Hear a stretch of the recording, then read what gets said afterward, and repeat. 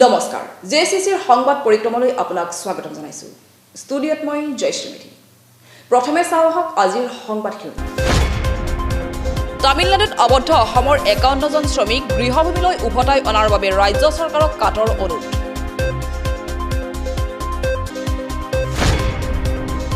দিল্লীত কৰোনাত আক্ৰান্ত মৰিগাঁৱৰ CRPF জোৱান উপযুক্ত চিকিৎসা নোপোৱাৰ অভিযোগ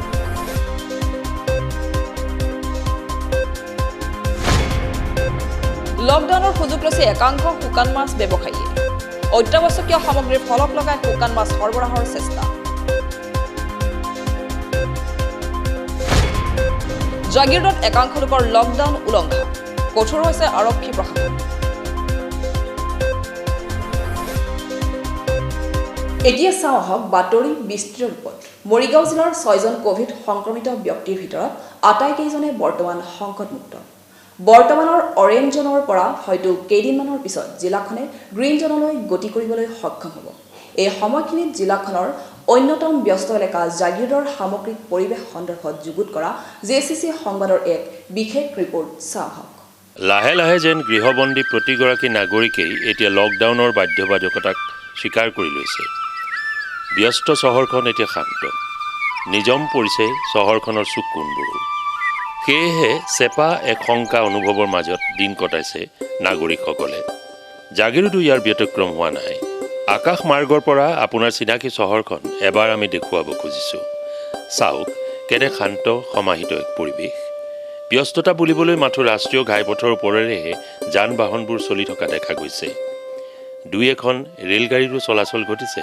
আৰু চলন্ত ৰেলগাড়ীৰ দুই এটা উকিয়ে জীৱন তৰংগৰ এটা দুটা লহৰ হৈ জনজীৱনক যেন ক্ষণিকৰভাৱে আশ্বস্ত কৰিছে প্ৰদূষণমুক্ত হৈ নগৰখনে যেন এক স্বস্তি অনুভৱ কৰিছে সেউজীয়াবোৰেও অ'ত ত'ত নগৰখনক সাৱটিবলৈ প্ৰয়াস কৰিছে এয়া চহৰৰ চিণ্ডিকেট পইণ্ট একান্ত এৰাব নোৱাৰা কামত আগবঢ়া দুই এজন নাগৰিকৰ বাহিৰে সচৰাচৰ দেখা জনজীৱনৰ ৰূপ ইয়াত অদৃশ্য সেইদৰে নগৰৰ আন দুই এটা কোণৰ দৃশ্য আমি আপোনাসবক ওপৰৰ পৰা ড্ৰোনৰ সহায়েৰে দেখুওৱাৰ প্ৰয়াস কৰিছোঁ আপোনাৰ কেনে অনুভৱ হৈছে বহুতৰ হয়তো অকণমান ওলাই গৈ চিনাকি চহৰখনত সংগোপনে এপাক মৰাৰ মন গৈছে কিন্তু অধৈৰ্য নহ'ব গৃহবন্দীত্বৰ বাকী দিনকেইটাক অনুৰোধ কৰি মানি লওক লকডাউনৰ বাকী দিনকেইটাও সহজেই পাৰ হৈ যাব আপোনাৰ সংক্ৰমণৰ শৃংখলডাল আমি ছিঙিবই লাগিব পৃথিৱীৰ বৰ্তমান আৰু ভৱিষ্যতৰ নিৰাপদ অস্তিত্বৰ ভাৰ সেয়েহে আমাৰ প্ৰতিজন বিশ্ববাসীৰ ওপৰত আজি ন্যস্ত ঘৰৰ ভিতৰত থাকক নিৰাপদে থাকক আহক সুদিনৰ আশাত বন্দী হৈ আমি এইদৰেই গৃহবন্দীত্বৰ বাকী দিনকেইটাও কটাওঁ ধৈৰ্যৰে দিল্লীত কৰ্মৰত মৰিগাঁৱৰ এজন CRPF জোৱান আক্ৰান্ত হৈছে কৰোনাত উপযুক্ত চিকিৎসা নোপোৱাৰ অভিযোগ কৰি ভুক্তভোগী জোৱান তথা পৰিয়ালৰ লোকে সহায় বিচাৰিছে অসম চৰকাৰক দিল্লীত কৰ্মৰত মৰিগাঁৱৰ CRPF জোৱান কৰোনাত আক্ৰান্ত ইতিমধ্যে জোৱানজনক ৰখা হৈছে দিল্লীৰ কোৱাৰেণ্টাইন চেণ্টাৰত জোৱানজনৰ নাম পংকজ কুমাৰ নাথ জোৱানজনৰ ঘৰ মৰিগাঁৱৰ চৰাইবাহীত দিল্লীত উপযুক্ত চিকিৎসা নোপোৱাৰ অভিযোগ কৰিছে ভুক্তভোগী জোৱানজনে মই শ্ৰী পংকজ কুমাৰ নাথ দিল্লীত কৰ্মৰত যোৱাকালি মোৰ দেহত COVID-19 পজিটিভ পোৱা গৈছিল আৰু যোৱাকালি মোক COVID-19 পজিটিভ পোৱাৰ পাছত কোৱাৰেণ্টাইন কেম্পত আনি ৰখা হৈছে বৰ্তমানলৈ তেনেকুৱা কোনো সুবিধাজনক চিকিৎসা পোৱা নাই গতিকে মই অসম চৰকাৰক আহ্বান জনাইছোঁ লগতে মাননীয় স্বাস্থ্যমন্ত্ৰী ডাঙৰীয়া হেমন্ত বিশ্ব শৰ্মা ডাঙৰীয়াক অনুৰোধ জনাইছোঁ আমাক যাতে অসমলৈ নি উন্নতমানৰ চিকিৎসা প্ৰদান কৰিবৰ বাবে বিনম্ৰভাৱে অনুৰোধ জনাইছোঁ এই ক্ষেত্ৰত পৰিয়ালৰ আহ্বান অসম চৰকাৰে অসমলৈ আনি পংকজক চিকিৎসা কৰক ডিফেন্সৰ কাম কৰে তেওঁ খুব অসুস্থ বুলি শুনিছোঁ তেওঁক যাতে ভালকৈ চিকিৎসা কৰি আপোনালোকে মই হাতযোৰ কৰিছোঁ আপোনালোকে যাতে ভালে বোলে তেওঁক কাণ চকু দি সুকলমে ৰাখিব বুলি মই আপোনাক নহ'লে যদি আপোনালোকে তাত অসুবিধাজনক দেখে গুৱাহাটীলৈকে বা আমাৰ অসমলৈ লৈ আহক ভালকৈ চিকিৎসা পাতি কৰি মোৰ ডাঙৰ ল'ৰা যাতে সুকলমে ভালে কুশলে থাকিব বুলি অনুৰোধ জনালোঁ যদি অসম চৰকাৰ হেমন্ত বিশ্ব শৰ্মা আৰু মোৰ মৰমৰ মুখ্যমন্ত্ৰী সৰ্বানন্দ সোণোৱালে অনুৰোধ কৰিছোঁ, আপোনালোকে যদি সুবিধা কৰিব পাৰে ল'ৰাজনক পাৰিলে অসমলৈ লৈ আহক।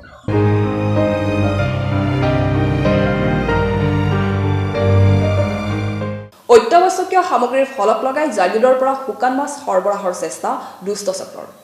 হোজাইলৈ শুকান মাছ সৰবৰাহ কৰাৰ সময়তে আৰক্ষীয়ে জব্দ কৰে শুকান মাছ ভৰ্তি দুখন বাহন। লকডাউনৰ সুযোগ লৈছে জাগিৰোডৰ একাংশ শুকান মাছ ব্যৱসায়ীয়ে। অত্যাৱশ্যকীয় সামগ্ৰীৰ ফলক লগাই দিনে নিশাই সৰবৰাহ কৰিছে শুকান মাছ। তলা বন্ধৰ সময়তো চাউল সৰবৰাহৰ ফলক লগাই চলিছে শুকান মাছৰ সৰবৰাহ। হয়, কৰোনা আক্ৰান্তৰ বাবে ৰেড জোনত থকা মৰিগাঁও জিলাক শেহতীয়াকৈ অৰেঞ্জ জোন ঘোষণা কৰিলেও ইয়াৰ মাজতে ব্যৱসায়িক প্ৰাণকেন্দ্ৰ জাগিৰোডৰ একাংশ ব্যৱসায়ীয়ে চলাই গৈছে নিজৰ ব্যৱসায়। একাংশ দুষ্ট চক্ৰই বাহনৰ আইনত অত্যাৱশ্যকীয় সামগ্ৰী সৰবৰাহৰ অনুমতি পত্ৰ লগাই আৰক্ষীৰ চকুত ধূলি দি জাগিৰোডৰ পৰা হোজাইলৈ শুকান মাছ সৰবৰাহ কৰিবলৈ সাজু কৰিছিল। কিন্তু আৰক্ষীৰ জালত পৰিল দুষ্ট চক্ৰ। জাগিৰোড আৰক্ষীয়ে জব্দ কৰিলে বাহন দুখন। লকডাউন চলি থকা অৱস্থাত আমি পৰহি যোৱাৰ মানে দুদিনৰ আগতে দুখন আমি শুকান মাছ কঢ়িওৱা মানে ইয়াৰ পৰা হোজাইলৈ তেওঁলোকে নিব আহিছিল। আমি তেনে ধৰোঁ কাৰ্যায়ত্ব কৰা হয়। আৰু যিটো লকডাউনৰ সময়ত অকল অত্যাৱশ্যকীয় সামগ্ৰীসমূহে সেৱা খোলা আছে আৰু শুকান মাছে যিহেতু অত্যাৱশ্যকীয় সামগ্ৰীৰ ভিতৰত নপৰে, গতিকে আমি বাৰম্বাৰ তেখেতসকলক সকিয়াই চকা তত্ত্বেও তেখেতসকলে মানে অসাধু উপায়েৰে গাড়ীবিলাক সৰবৰাহ কৰিবলৈ চেষ্টা কৰি আছে। আৰু পুলিচৰ আমি গম পাই দুখন আমি দিয়াই তেওঁলোকে হোজাইলৈ এইখিনি নিবৰ কাৰণে আহিছিলে। এই গাড়ীখন আমি জব্দ কৰা হৈছে। ইতিমধ্যে গোচৰ ৰুজু কৰা হৈছে ড্ৰাইভাৰ ইউনিয়নৰ ওপৰত। আৰু আমি এতিয়া শুকান মাছৰ ড্ৰাই ফিছৰ যিখিনি তেওঁলোকৰ বজাৰ কমিটি প্ৰেচিডেণ্ট ছেক্ৰেটাৰী আছে, আমি তেওঁলোকৰ ওপৰতো এটা গোচৰ ৰুজু কৰিছোঁ। শুকান মাছ ভৰ্তি বাহন দুখনৰ নম্বৰ AS02BC3820 আৰু AS02BC1591। কেৱল এয়াই নহয়, এনেদৰেই জাগিৰোডৰ পৰা বিভিন্ন সময়ত ৰাজ্যৰ আন আন জিলালৈ শুকান মাছ সৰবৰাহৰ অভিযোগ উঠিছে। নাই, কিছুমান গাড়ী আগতেই আহিলে, সেই গাড়ীখিনি আমি ওলাব দিয়া নাছিলোঁ। আৰু কিছুমান গাড়ী ৰাতি মনে মনে বেলেগ ৰাস্তা দি তেওঁলোকে পলাই মানে পঠিয়াই দিছে, আমাৰ হাতত পৰা নাই। আৰু যিকেইখন আমাৰ হাতত পৰিছে আমি ইতিমধ্যে তেওঁলোকক ধৰা হৈছে। আৰু ইতিমধ্যে আগতেও তামিলনাডুৰ ফালৰ পৰা গাড়ী আমি গোচৰ পঞ্জীয়ন কৰিছিলোঁ, 19খন গাড়ী ধৰা হৈছিলে, তেওঁলোকৰ ওপৰত কেছো লোৱা হৈছে।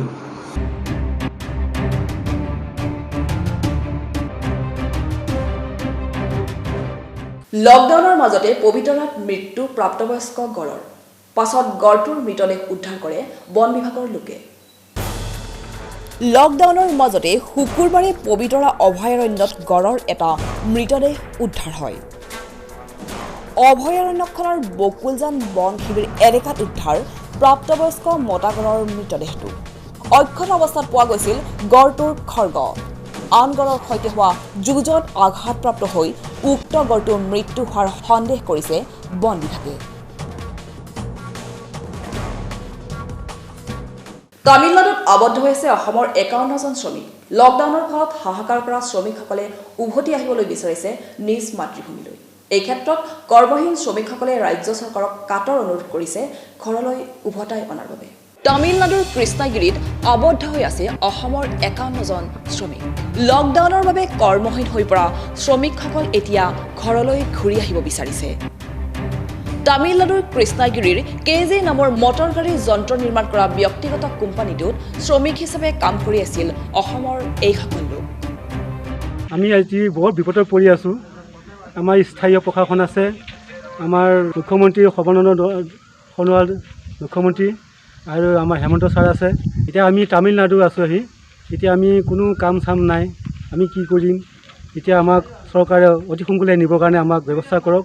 কিন্তু বিশ্বব্যাপী মহামাৰী ৰূপে ধৰা দিয়া কৰোনা ভাইৰাছৰ সংক্ৰমণ ৰোধৰ বাবে দেশজুৰি অব্যাহত থকা লকডাউনৰ বাবে বন্ধ হৈ পৰে কোম্পানীটো।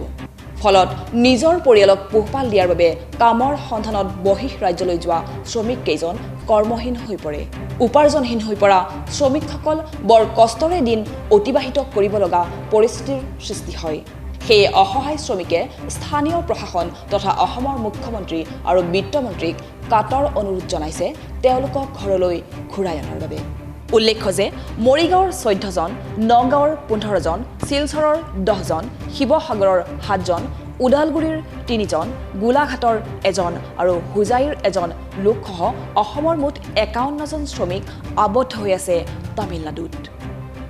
তামিলনাডুৰ আমি কৃষ্ণগিৰি হুচুৰত আছোঁ আৰু আমি KZ কোম্পানী কাম কৰিছোঁ। এতিয়া আমাৰ কোম্পানী বন্ধ হৈ যায়, আমাৰ চলা অসুবিধা হৈছে। আমি মানে বিপদ কৰিছোঁ, আমিতো বিপদ কৰিছোঁ, আমাৰ ঘৰখনতো ল'ৰা ছোৱালী তিৰোতা সকলো বিপদে পৰি আছে।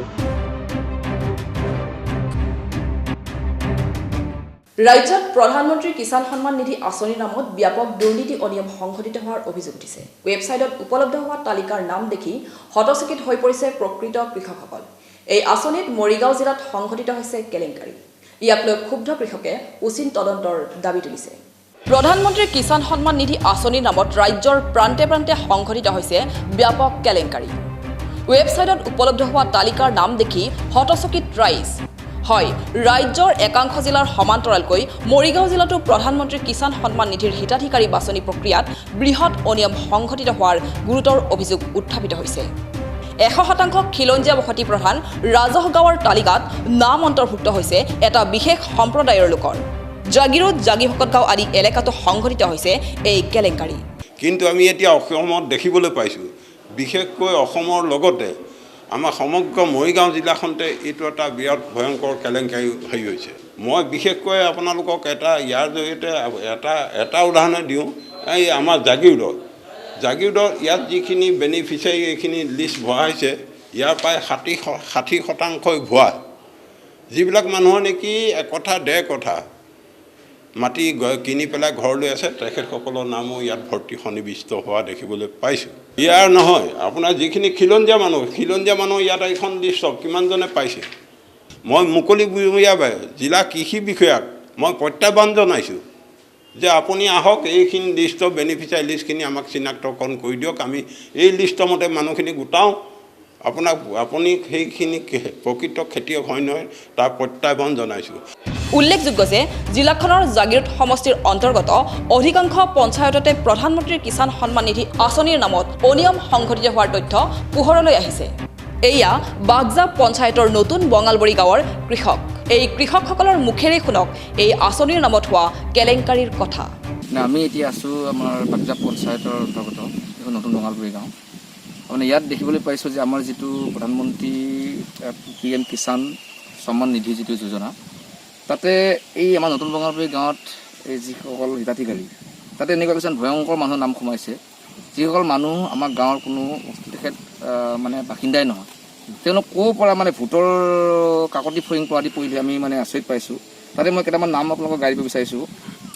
ধৰক ইয়াতে আছে আপোনাৰ আক্তাৰ আলী, তেখেত ক'ৰ আমি নাজানো। তাৰপিছতে আছে আপোনাৰ ভদ্য পাটৰ, তাৰপিছতে আছে আপোনাৰ অসীমা কোঁৱৰ। গতিকে ইয়াতে কাৰ দুখ কাৰ ভুলৰ কাৰণে এইবিলাক হৈছে তাৰ মই এটা তদন্ত দাবী কৰিছোঁ। কৃষকৰ পইচা পোৱা নাই, আমি ইমান খেতি কৰি ধনী মানুহবিলাকে পায়, দুখীয়া মানুহ শ্ৰেণীবিলাকে নাপায় কৃষকৰ। এতিয়া মাহে মাহে ধনী মানুহবিলাকত সোমাই আছে। আমাৰ কৃষক ইয়াত দুখীয়া শ্ৰেণীবিলাক মানুহে যিবিলাক মানুহে খেতি কৰে সেইবিলাক মানুহে পইচা নাপায়, খেতি নকৰাবিলাকে উপাঙতে পইচা লৈ আছে। এয়া সমষ্টিটোৰ কলবাৰী অঞ্চলৰ একাংশ কৃষক। এই গাঁওখনতো প্ৰকৃত কৃষকে এই আঁচনিৰ অন্তৰ্ভুক্ত নোহোৱাৰ অভিযোগ উঠিছে। প্ৰকৃত কৃষকৰ পৰিৱৰ্তে অস্তিত্বহীন একাংশ লোকৰহে নাম তালিকাভুক্ত হোৱা জাঙুৰ খাই উঠিছে গাঁওবাসী। পইচাটো কাৰণ আমি প্ৰথম ভাবিছিলোঁ যে 6,000কৈ দিব, কিন্তু 4,000 টকা পালোঁ। 2,000 টকা এতিয়ালৈকে আমাৰ একাউণ্টত সোমোৱা নাই। আৰু এতিয়া শুনি আছোঁ বোলে হেনো 25,000কৈ আকৌ কৃষকক দিছে। এতিয়া সেই পইচাটো আমাৰতো একাউণ্টত নাই সোমোৱা। তাই এতিয়া গম পাইছোঁ কোনোবাৰ ঘৰত 2-3টাকৈ পাই আছে। এইটো কোনে কৰিছে বুলি? এইটো বাৰু কোনে কৰিছে, এইটো তাৰমানে চৰকাৰে সম্পূৰ্ণ এইটো তদন্ত কৰিব লাগে। কিয় যে এঘৰ মানুহৰ যদি 2-3টা পায়, এটা পৰিয়ালত যদি এঘৰো নাপায়, এইটো কেনেকুৱা কথা হৈছে এইটো। কিন্তু আচলতে যিখিনি কৃষকখিনিয়ে পাব লাগে আচলতে বস্তুটো এইটোত। যিহেতুকে চৰকাৰে এইটো গতিকে দুখীয়া খেতিয়কৰ কাৰণে এইটো তদন্ত হেৰি কৰিছে, চৰকাৰে দিছে, সেইখিনি প্ৰকৃত যিখিনি খেতিয়ক দুখীয়া সেই তেওঁলোকে পালে বেছি ভাল হয়। আৰু আমি কলবাৰী গাঁৱৰ বাসিন্দা হয়। কলবাৰী গাঁৱৰ বাসিন্দাৰ এতিয়া ধৰ আমি যিখিনি সম্প্ৰদায়ৰ মানুহ আছোঁ, সেইখিনি সম্পূৰ্ণ কোচ সম্প্ৰদায়ৰ মানুহ। কিন্তু তাৰ এতিয়া যিখন নেকি প্ৰধানমন্ত্ৰী যোজনাৰ অধিকাৰী হ'ল, যিটো নেকি 6,000কৈ টকা দিয়া বুলি আমি গম পাইছোঁ, 6,000 টকাকৈ যিখিনি হিতাধিকাৰীয়ে পাব লাগে পাইছে, সেইসকলে আমাৰ কলবাৰী গাঁৱৰ প্ৰায় বঞ্চিত হৈছে। কাৰণ তাত এতিয়া লিষ্টখন যিখন দেখা পাইছে এখন লিষ্টত আমি প্ৰায় আকৌ মিয়া কিবা কিনি এনেকুৱা ধৰ মুছলিম সম্প্ৰদায়ৰ মানুহখিনিয়ে তাৰমানে বেছিকৈ পোৱা আমি দৃষ্টিগোচৰ হৈছে আমাৰ লিষ্টখনত। সেইসকল মানুহ কেনেকৈ অন্তৰ্ভুক্ত হ'ল সেইটো আমি একো বুজিব পৰা নাই। ইয়াত আৰু কেনেকুৱা চাল আছে বা কেনেকুৱা ধৰণৰ ইয়াত জালিয়াতি হৈছে। আৰু যিটো প্ৰধানমন্ত্ৰী যোজনাৰ আঁচনি যিটো নেকি জালিয়াতি হৈছে, সেই জালিয়াতিটো অলপ বিভাগীয় কৰ্তৃপক্ষই যদি ভালকৈ তদন্ত কৰি পেলাই সুস্থ এটা দি দিয়া সম্পূৰ্ণ হিতাধিকাৰীয়ে পায়, সেই কথাটোলৈ মই অনুৰোধ জনাম। চৰকাৰে শ্ৰমজীৱী কৃষকৰ বাবে কল্যাণমূলক আঁচনি যুগুত কৰি কৃষকৰ সুফল বিচাৰিছিল যদিও একাংশ দুৰ্নীতিগ্ৰস্ত বিষয়া কৰ্মচাৰীৰ বাবে বঞ্চিত প্ৰকৃত কৃষক এতিয়া ক্ষুব্ধ। জিলাখনৰ তেতেলীয়াতো একেই অভিযোগ। PM কিষাণ নিধিৰ হিতাধিকাৰীৰ তালিকাত নাম নাই প্ৰকৃত কৃষকৰ। জনজাতীয় তেতেলীয়া গাঁৱত ইছলাম ধৰ্মীয় লোকৰ নাম অন্তৰ্ভুক্ত হোৱাক লৈ তীব্ৰ প্ৰতিক্ৰিয়াৰ সৃষ্টি হৈছে গাঁওবাসীৰ মাজত। যিসকল প্ৰকৃত কৃষক, সেই কৃষকসকলে ইয়াৰ চৰকাৰৰ যিবিলাক সা সুবিধা আছে, এই চৰকাৰৰ সা সুবিধাৰ পৰা সম্পূৰ্ণৰূপে বঞ্চিত হৈছে। যিসকল কৃষক নহয় তেওঁলোকেহে এইবিলাক মানে সা সুবিধা পাইছে। মোহন বৰা তেখেতৰ ওচৰত গাঁও সেৱক, তেখেতৰ ওচৰত আমি ফৰ্ম কৰিছিলোঁ, ছাবমিটো কৰিছিলোঁ, আৰু তেখেতেহে জানিব এইবিলাক কিয় এনেকুৱা হ'ল, কি হ'ল তেখেতেহে জানিব। মই জানিব পাৰিছোঁ আমাৰ কোঁৱৰ ডাঙৰীয়াৰ পৰা যে তেওঁলোকৰ তেতেলীয়া গাঁওখনত কৃষকসকলৰ কাৰণে প্ৰধানমন্ত্ৰীৰ যি সন্মান নিধি যোজনা, এই অধীনত যিখিনি টকা আহিছিলে, এই টকাখিনি মানে এটা দুষ্ট চক্ৰই সৰলোকি কৰা আমি পৰিকল্পনা দেখিবলৈ পাইছোঁ। তেখেতৰ পৰা পোৱা লিষ্টখনৰ মতেদি আমি 14জন ব্যক্তিৰ ভিতৰত এগৰাকী ৰুমি ডেকা নামৰ এগৰাকী মহিলাক পাইছোঁ। বাকী সকলোখিনি আমাৰ মুছলিম সম্প্ৰদায়ৰ লোক। লগতে আৰু 50জনীয়া এটা লিষ্ট আছে, তাত আছে 50জনৰ ভিতৰত 13গৰাকী মুছলিম সম্প্ৰদায়ৰ লোক। গতিকে যিহেতু তেতেলীয়া অঞ্চলত কোনো ধৰণৰ মুছলিম সম্প্ৰদায়ৰ লোক নাই। আচলতে কোনে সংঘটিত কৰিছে কৃষি বিভাগত এনে ভয়ংকৰ দুৰ্নীতি? ন্যায় পাবনে প্ৰকৃত কৃষকে? তাক লৈ প্ৰশ্ন উত্থাপন কৰা কৃষকে সমগ্ৰ বিষয়টোৰ উচিত তদন্ত দাবী কৰিছে। অৱশ্যে এই সমগ্ৰ দুৰ্নীতি সন্দৰ্ভত কৃষিমন্ত্ৰী অতুল বৰাই তদন্তৰ ঘোষণা কৰিছে বুলি জানিব পৰা গৈছে। আপোনাৰ নেটত আমি চাওঁতে তেতিয়াহে আপোনাৰ ইয়াত ধৰাত পৰিছে যে তেতেলীয়া পাহাৰৰ যিখন লিষ্ট আছিল, সেই লিষ্টখনত যে তেতেলীয়া মানুহ এটাও নাই। গোটেইবিলাক আপোনাৰ এজনৰ বাহিৰে বাকী গোটেইখিনি আপোনাৰ মুছলিম লোক আছে। আমাৰ ইয়াততো ST এৰিয়া, যিহেতু ST এৰিয়া, এই মুছলিম সম্প্ৰদায়ৰ মানুহখিনি তেওঁলোকে আমাৰ কিষাণ নিধিত তেওঁলোকে কেনেকৈ পালে? গতিকে এইটো বৰ দুখৰ বিষয়।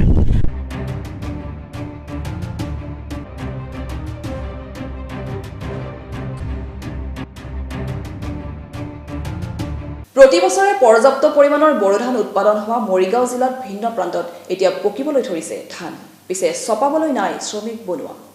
লকডাউনৰ বাবে গৃহবন্দী শ্ৰমিকৰ অভাৱ পূৰাবলৈ ধান কটা মেচিনৰ প্ৰয়োজন অনুভৱ কৰিছে কৃষকে।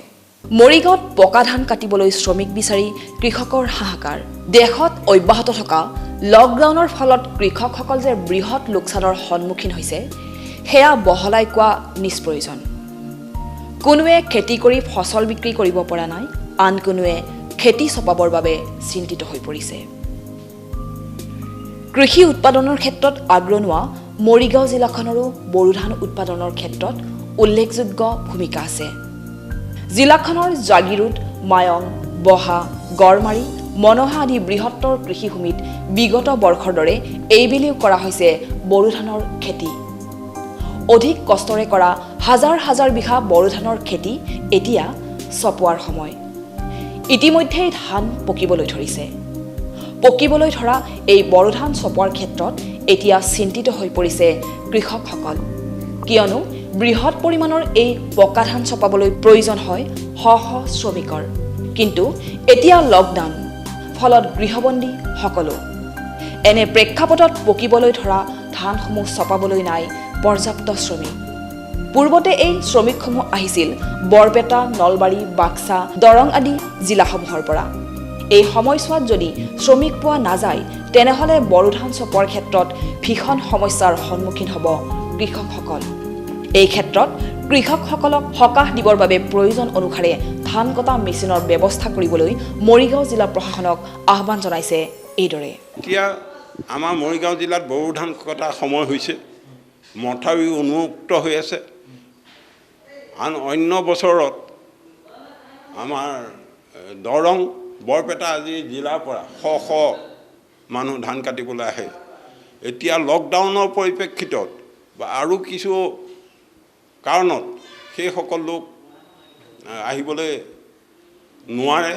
আমি আজি জিলা উপায়ুক্ত মহোদয়ক এখন স্মাৰকপত্ৰ দিছোঁ, যাতে অনতিপলমে ধান কটা মেচিন কমেও 2খন মেচিন আনি এই ধান কটা কৃষক ৰাইজক ধান কটাৰ ব্যৱস্থা কৰি দিয়ে যেন।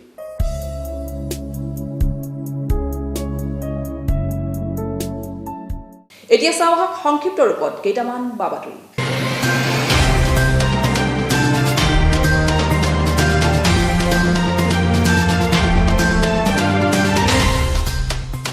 সোমবাৰৰ পৰা সমগ্ৰ দেশৰ লগতে অসমতো কাৰ্যকৰী কৰা হৈছে ৩য় পৰ্যায়ৰ লকডাউন। অৱশ্যে ৰাজ্যৰ গ্ৰীণ জ'নসমূহত দিয়া হৈছে কিছু শিথিলতা। তাৰ পৰিৱৰ্তে ৰেড জ'ন আৰু অৰেঞ্জ জ'নসমূহত পূৰ্বৰ দৰেই বাহাল থাকিব লকডাউন। কিন্তু অৰেঞ্জ জ'ন মৰিগাঁও জিলাৰ জাগিৰোডত নাই লকডাউনৰ কোনো চিন। গ্ৰীণ জ'নৰ দৰে জিলাখনৰ জাগিৰোডত ওলাই আহিছে জনসাধাৰণ। গাড়ী মটৰ লৈ জনসাধাৰণ ওলাই আহিছে জাগিৰোডত। আনকি পুৱাৰে পৰা সামাজিক দূৰত্ব নামানি বেংকত ভিৰ কৰিছে একাংশ গ্ৰাহকে। পৰিস্থিতি নিয়ন্ত্ৰণৰ বাবে আৰক্ষীয়ে মাইক যোগে কৰিবলগীয়া হৈছে ঘোষণা।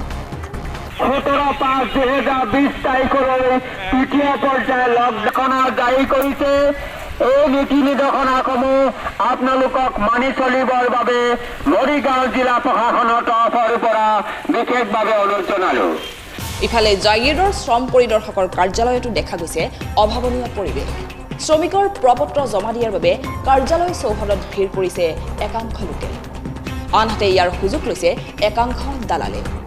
প্ৰপত্ৰ পূৰণ কৰাৰ নামত একাংশ লোকৰ পৰা আদায় কৰিছে ধন। ধনৰ বিনিময়ত প্ৰপত্ৰ পূৰণৰ বাবেও হেতা ওপৰা লগাইছে মহিলাসকলে। অৰেঞ্জ জ'ন জাগিৰোডত হোৱা এনে জনসমাগমে অশনি সংকেত কঢ়িয়াই অনাৰ আশংকা প্ৰকাশ কৰিছে সচেতন মহলে।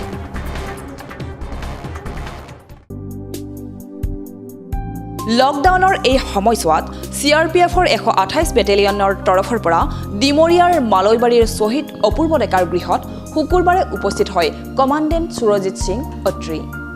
তেওঁ শ্বহীদগৰাকীৰ পত্নী জোনালী ডেকা আৰু পৰিয়ালৰ আন ব্যক্তিসকলৰ সৈতে মত বিনিময় কৰাৰ উপৰিও গৃহ চেনিটাইজ কৰাৰ লগতে মাস্ক, চেনিটাইজাৰ আৰু খাদ্য সামগ্ৰী প্ৰদান কৰে।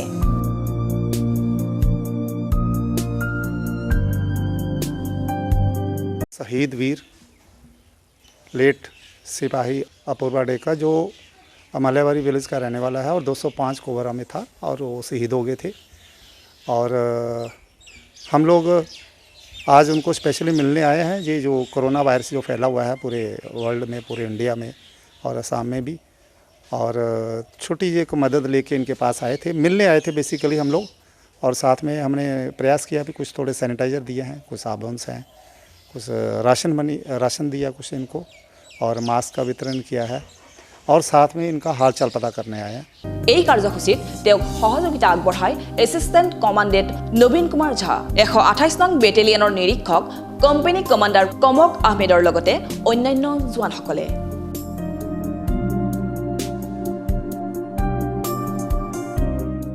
और जो हमारा शहीद वीर जिसने इस देश के लिए अपनी जान कुर्बान की थी उसको हम याद करते रहेंगे। और आने वाले समय भी किसी तरह की भी इस फैमिली को अपूर्वा डेका जो है और उनकी धर्मपत्नी है, जहाँ बच्चे हैं, और कोई दिक्कत होती है तो हम यहाँ खड़े हैं, एनी टाइम ये हमारे से कांटेक्ट भी कर सकते हैं। हम भी इनका पता करते रहेंगे और इनकी मदद भी करते रहेंगे, और हमेशा इसको जो देश की खातिर उन्होंने जान कुर्बान की है उसको याद करते रहेंगे।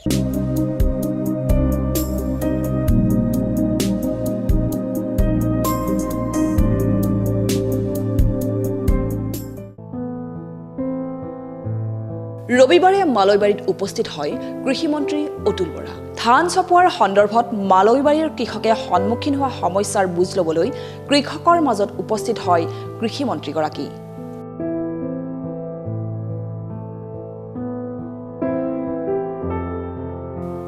কৃষকৰ সমস্যাৰ সমাধানৰ বাবে কৃষকৰ সৈতে মত বিনিময় কৰে মন্ত্ৰীগৰাকীয়ে।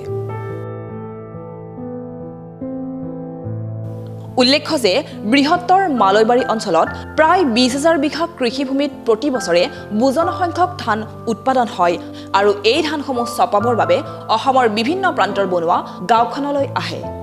কিন্তু লকডাউনৰ পৰিপ্ৰেক্ষিতত এইসমূহ বনোৱাৰ আগমন নঘটাত ভয়ংকৰ সমস্যাৰ সন্মুখীন হৈছে কৃষকসকল।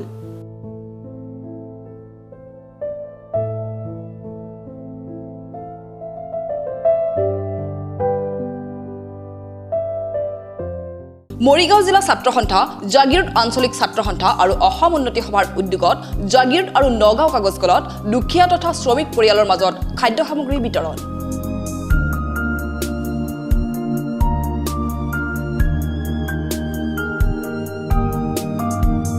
ছাত্ৰ সন্থা আৰু অসম উন্নতি সভাৰ নেতৃত্ব উপস্থিত থকা এই খাদ্য সামগ্ৰী বিতৰণ কাৰ্যসূচীত 2 শতাধিক পৰিয়ালক অত্যাৱশ্যকীয় সামগ্ৰী যোগান ধৰা হয়। আমি সদৌ মৰিগাঁও জিলা ছাত্ৰ সন্থাই আৰু জাগিৰোড আঞ্চলিক ছাত্ৰ সন্থাই আমি সদৌ অসম ছাত্ৰ সন্থা আহ্বান মৰ্মে আজি আমি আহি জাগিৰোডত উপস্থিত হ'লোহি। কালি আমি জাগিৰোড কাগজ কলৰ পেপাৰ মিলৰ কৰ্মচাৰীসকলক আমি সহায় সহযোগিতা আগবঢ়ালোঁ আৰু আজি আমি এই গাঁওখনত জাগিৰোডৰ এই পিছপৰা গাঁওখনত উপস্থিত হৈছোঁহি। ইয়াৰ ৰাইজক আমি যিমান পাৰোঁ আমি সহায় সাহায্য আগবঢ়াইছোঁ। আমি চাউল দিছোঁ, তাৰপিছতে মিঠাতেল দিছোঁ, দাইল দিছোঁ, আলু এনেকৈ পিঁয়াজ এনেকৈ কৰি সামান্য পৰিমাণৰ সাহায্য আমি দুখীয়া ৰাইজক আগবঢ়াইছোঁ। লকডাউনৰ সময়ত আমি সকলো ৰাইজলৈ আমাৰ এটা আহ্বান যে আপোনালোকে ঘৰতে থাকক, সুৰক্ষিত থাকক, আপোনালোকে 1 মিটাৰ দূৰত্ব ব্যৱধান মানি চলিব আৰু স্বাস্থ্যবিধি আপোনালোকে মানি চলিব। কোনো কাৰণতে আপোনালোকে জোৰ নামানিব। 1 মিটাৰ দূৰত্বত মানি চলি আপোনালোকে ঘৰতে থাকক, সুৰক্ষিত থাকক। আমি যিমান পাৰোঁ সদৌ মৰিগাঁও জিলা ছাত্ৰ সন্থাই, আমি জাগিৰোড আঞ্চলিক ছাত্ৰ সন্থাই আমি ৰাইজৰ কাষত থিয় হৈ ৰাইজৰ অভাৱ অভিযোগসমূহ আমি দূৰ কৰিবলৈ চেষ্টা কৰি যাম।